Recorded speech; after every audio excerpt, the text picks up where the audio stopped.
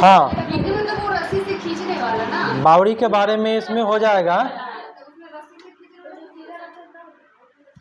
बावड़ी में जो है ये सही है आपका। ये वर्षा और पानी की भंडार और संरक्षण की पारंपरिक प्रणाली है, ठीक है।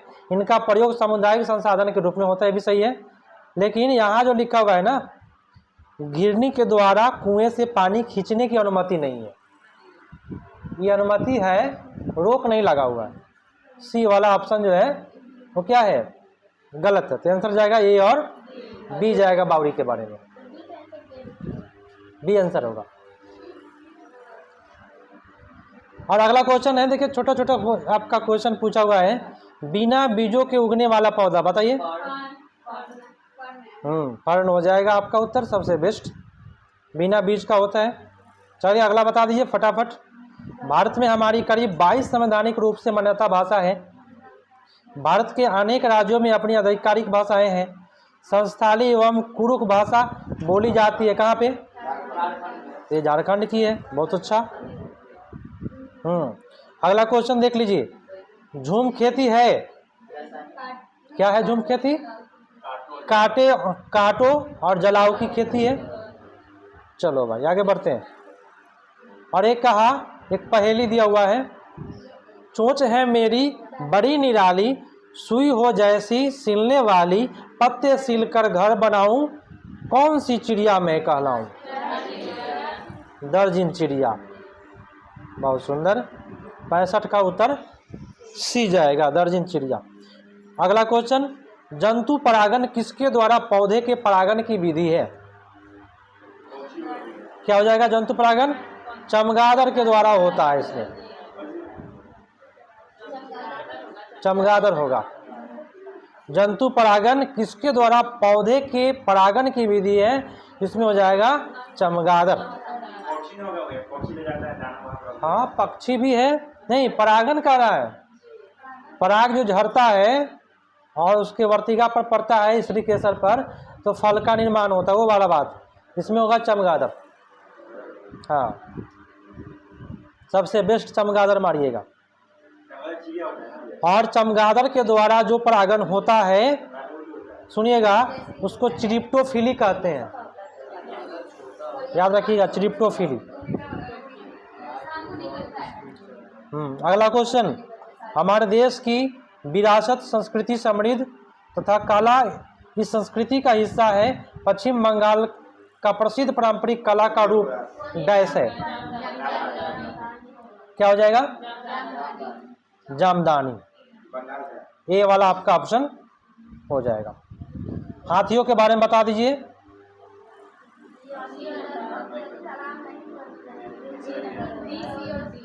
चलिए इसमें मैं बता देता हूं, क्या प्रथम होगा? 3 माह के आयु के हाथी बच्चे का भार 1 क्विंटल से कम होता है, नहीं 2 क्विंटल होता है। हाथी अत्यधिक आराम नहीं करते हैं, वे दिन में केवल 2 से 4 घंटा सोते हैं, ये सही है। हाथी के झुंड मुक्त हथनियों और बच्चों ही रहते हैं और सबसे बुजुर्ग हथनी पूरे झुंड की नेता होती है। किसी झुंड में 20 से 25 हथनी होता है, 14 से 15 होता है। उत्तर जाएगा डी पर। चलिए अगला क्वेश्चन, 3 परंपरागत जल संरक्षण की पद्धति नीचे दिया गया है, विकल्प का चयन कीजिए, आप उन्हें देख सकते हैं। अब देखिए कौन कौन दिया है, जोहार, बावड़ी, झील। अब बताना है कि जोहार कहाँ का है, आपको याद करना पड़ेगा इसको। जोहार जोधपुर का, बावड़ी जो होगा जैसलमेर का, झील जो हो जाएगा बीकानेर का, और उदयपुर का भी हो जाएगा, ठीक है। हाँ ये सब उदयपुर में मिल जाता है। एक और देना चाहिए इसमें जो छूटा हुआ है, तो आपका ऑप्शन नंबर डी सबसे बेस्ट होगा।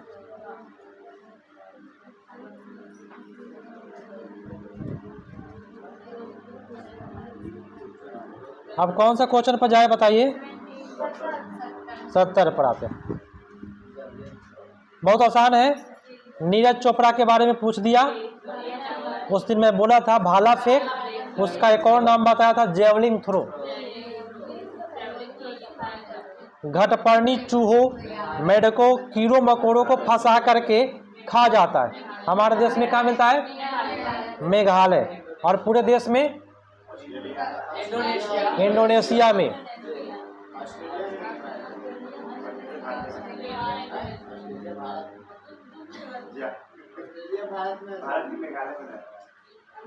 अगला क्वेश्चन, ऑस्ट्रेलिया इंडोनेशिया में मिलता है 2 जगह घटपर्णी। रवि की रोग विषयक पैथोलॉजी रिपोर्ट के अनुसार हेमोग्लोबिन का स्तर 12 ग्राम डेसीलीटर है। इसका अर्थ क्या है? रक्तहीनता से ग्रस्त है? नहीं, 12 जो है ना अच्छा होता है, 12 से कम होगा तो एनीमिया पकड़ लेगा। रक्तहीनता से ग्रस्त नहीं है तो आपका ऑप्शन नंबर बी ठीक जा रहा है। समान हेमोग्लोबिन स्तर है, लाल रक्त कोशिका की गणना समान है। बी, सी, डी। लाल रक्त का नहीं होता है हेमोग्लोबिन से, लेकिन 12 ग्राम डेसीलीटर से कोई मतलब नहीं है, उससे गणना में वो मदद नहीं करता। तो केवल बी और सी 2 ऑप्शन के अनुसार ही आपको करना पड़ेगा। कूट है तो, अगर ऑप्शन नंबर सी भी रहता तो हम कर सकते थे, लेकिन कूट के हिसाब से आपको चलना होगा। कौन सा जोड़ी सही है? साइना नेहवाल जो है बैडमिंटन खिलाड़ी है। पृथ्वी गोल है और सूर्य की परिक्रमा करती है, अतः भारत मध्याह्न दोपहर होता है तो नीचे कौन सा देश मध्यरात्रि होता है? अर्जेंटीना का उल्टा है हम लोग, यहाँ रात तो वहाँ दिन, यहाँ दिन तो वहाँ रात।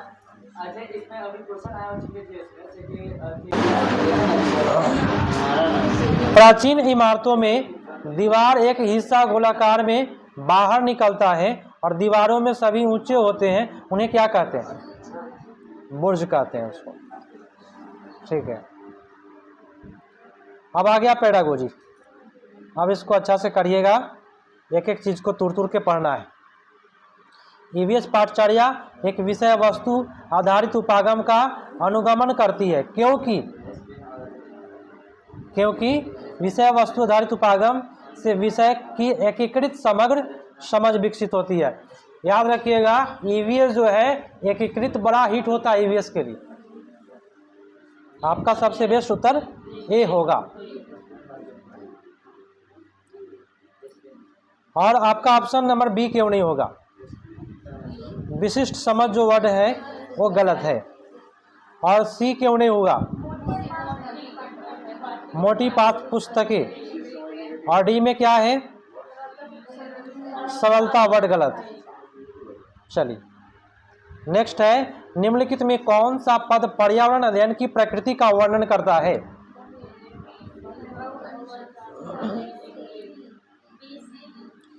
बहुअनुशासनिक, ठीक है, सम्मिलित, ठीक है, एकीकृत बहुत बेटर होता है ईवीएस के लिए, एकल गलत होता है। तो बहुअनुशासनिक जो है वर्ड, ये आपका सही नहीं जा रहा है। तो बी और सी कोई ऑप्शन में है? नहीं है। तो आप इस कूट में जो है ना गलती हुआ है सीटेट वाले से भी, तो 1 नंबर यहाँ पे आपको मिल जाएगा। इस प्रकार से हर साल एक क्वेश्चन गलत रहता है ताकि बच्चे कंप्लेन करें और उसको पैसा हो। अगला क्वेश्चन, पोर्टफोलियो के बारे में बताना है। एक विशेष अवधि में बच्चे द्वारा किए गए सर्वोत्तम कार्य का संग्रह है। ठीक है, ये बहुत सुंदर बात है, ये सही जा रहा है। एक विशेष अवधि में सभी बच्चों द्वारा किए गए सर्वोत्तम कार्यों का संग्रह है, ये भी बहुत अच्छा है। एक विशेष अवधि में बच्चे द्वारा किए गए समस्त कार्यों का संग्रह है, ये भी सही लग रहा है। समस्त बेटर होता है, सर्वोत्तम कार्य गलत हो जाएगा, सर्वोत्तम वर्ड से गलत हो रहा है, समस्त ठीक होगा।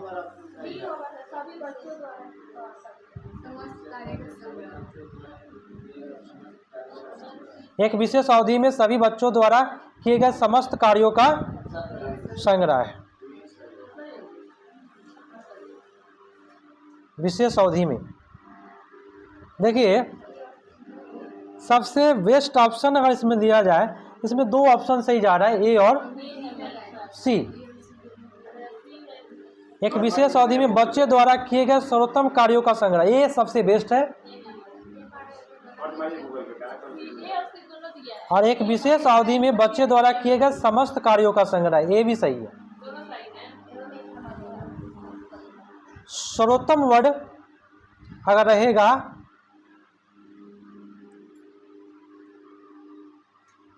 देखिए ए और सी, और इसमें दो ऑप्शन दिया हुआ है, सीटेट में भी दो माना था। अगर दो ऑप्शन में जो भी बच्चा किया था उसमें एक नंबर उसको मिला था उस समय में, ए और सी में। लेकिन अगर सबसे बेटर देखा जाए तो सी वाला ऑप्शन है। सर्वोत्तम नहीं, समस्त कार्य देखा जाए, केवल सर्वोत्तम कार्य वर्ड गलत होता है मेरे हिसाब से। समस्त कार्य बहुत बेटर है। हाँ सी। अगला क्वेश्चन, ईवीएस पाठ्यक्रम संसार के बारे में बच्चे की समझ के धीरे धीरे बढ़ता है। ये डैश से आरंभ करते हैं, स्वयं अपने आप से। अगला है, ईवीएस पाठचर्या के अनुसार बच्चों से यह अपेक्षा की जाती है कि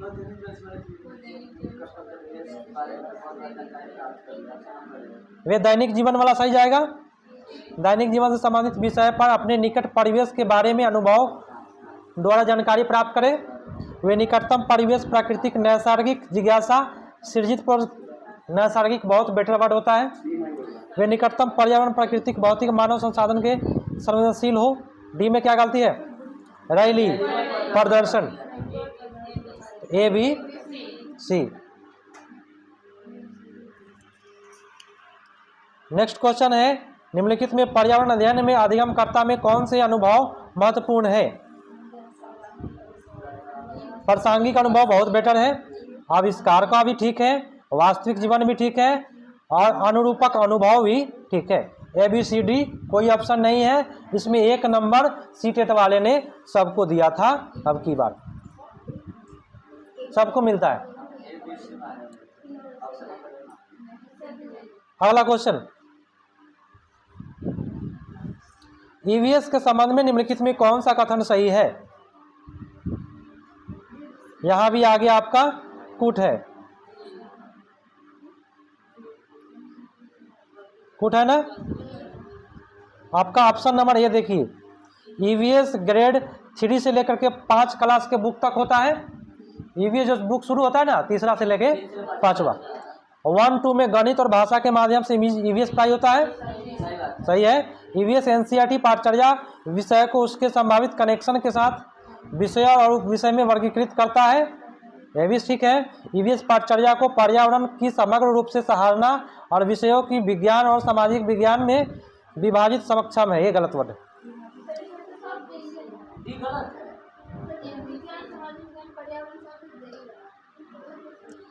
पर्यावरण समग्र रूप से सराहने के लिए विषय विज्ञान सामाजिक विज्ञान विभाजित करने में सक्षम है, वर्ड वर्जित है ना, विभाजित वर्ड, वो वर्ड गलत है। सी सही है,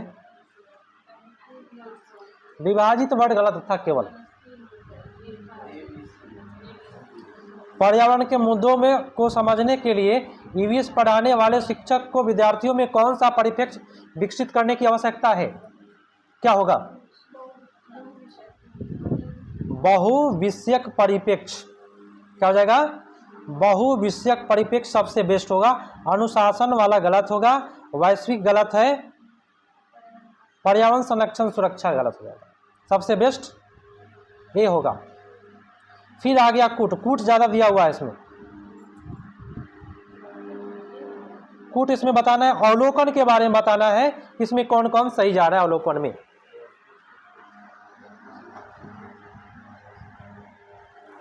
आपका ऑप्शन नंबर ए, बच्चे को समानताएं देखने में सक्षम बनाने जिससे बच्चे सीखने का विस्तार हो, ये गलत है। अवलोकन से समानता नहीं होगा।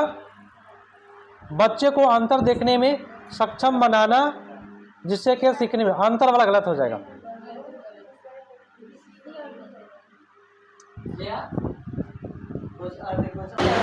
हाँ, तो सी कहता है सतत और व्यापक मूल्यांकन समय समय पर बच्चों को सीखने के स्तरों में आने वाले परिवर्तन को जानकारी देता है। ये सही है। सतत व्यापक मूल्यांकन बच्चों की यह बताता है कि वे अपने अधिगम प्रक्रिया कैसे आगे बढ़े। तो इसमें क्या था, सी और डी सबसे बेस्ट था। अगला क्वेश्चन, आपने विद्यार्थियों में पर्यावरण संरक्षण के प्रति निम्नलिखित में से किसका विकास करना एक पर्यावरण अध्ययन के शिक्षक के लिए सर्वाधिक महत्वपूर्ण है। मतलब कि आप टीचर हैं तो बच्चा में अब कर रहा है पर्यावरण संरक्षण के प्रति, अब कर रहा है संरक्षण के प्रति विकास करना चाहते हैं, तो अध्ययन शिक्षक के लिए क्या महत्वपूर्ण होगा, बताइए क्या महत्वपूर्ण होगा टीचर के लिए। अभिवृत्ति, क्या होगा इसका, अभिवृत्ति होगा। 85 छूट गया, 85 का सी और डी था, अभिवृत्ति 85 नहीं बताया, छूट गया।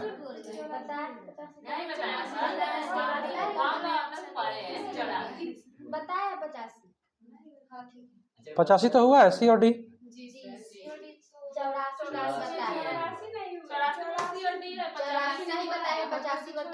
अरे हो गया है, सी और डी इसका भी हो गया, दोनों हो गया। चलो ध्यान न रहता तो लोग।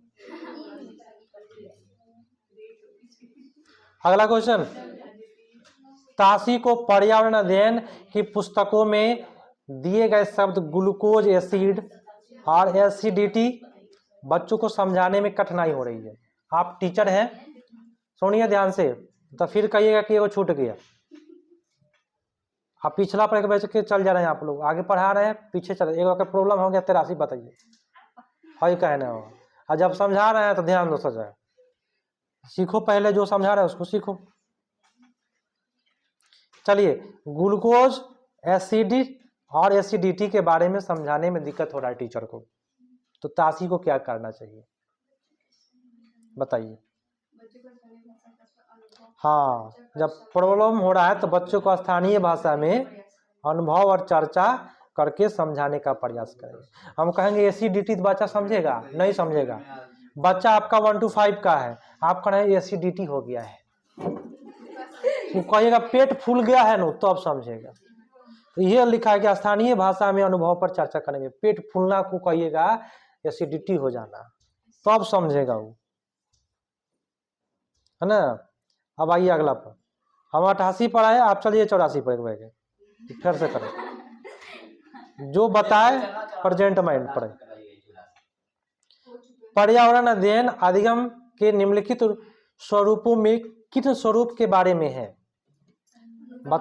ये बहुत हिट क्वेश्चन है। पर्यावरण अध्ययन में अधिगम में किन स्वरूप के बारे में बताया जाता है। पर्यावरण अध्ययन में अनुभव बहुत बेटर होता है, ठीक है, तथ्यात्मक भी अच्छा होता है, लेकिन ऑप्शन के अनुसार करिएगा, कूट के अनुसार, ठीक है, कूट के अनुसार भी आपको करना पड़ता है, मजबूरी रहता है वहां पे। और प्रयोगात्मक भी जाएगा। तथ्यात्मक को कुछ देर के लिए आप हटा सकते हैं, तथ्यात्मक गणित के लिए बेटर हो जाता है, ठीक है। अनुभव और प्रयोगात्मक को रखिए बीसी। अब आगे बढ़े हम। पर्यावरण अध्ययन पाठ्यक्रम निम्नलिखित में किस पर जोर देना चाहिए, बताइए किस पर जोर देगा। बहुत अच्छा क्वेश्चन दिया हुआ है। विषय वस्तु नहीं, विषय वस्तु पर ध्यान नहीं देना, ज्यादा प्रक्रिया पर देंगे और अनुप्रयोग पर देंगे। बी और डी सबसे बेस्ट जाएगा। तथ्यात्मक ईवीएस के लिए अच्छा नहीं होता है, क्योंकि अभी गलत हुआ है, गणित के लिए अच्छा जाएगा। और लास्ट क्वेश्चन है, थोड़ा सा स्पीड में इसको खींचे हैं। बासवा वाला क्वेश्चन बार बार टकराता है। बासवा किसान के जीवन पर एक कठपुतली कार्यक्रम का मंचन करती है। इससे विद्यार्थियों में निम्नलिखित में कौन सी प्रक्रिया कौशल विकास होगा। मैंने बासवा के बारे में बता रहे हैं तो बच्चा सब देखेगा, कठपुतली को क्या करेगा। कठपुतली का नाच देखें आप लोग, देखें तो अच्छा है। अवलोकन कौशल होता है, कठपुतली को देखते हैं ना, अवलोकन मैंने देखना, डी पर चला गया, समाप्त हो गया ये।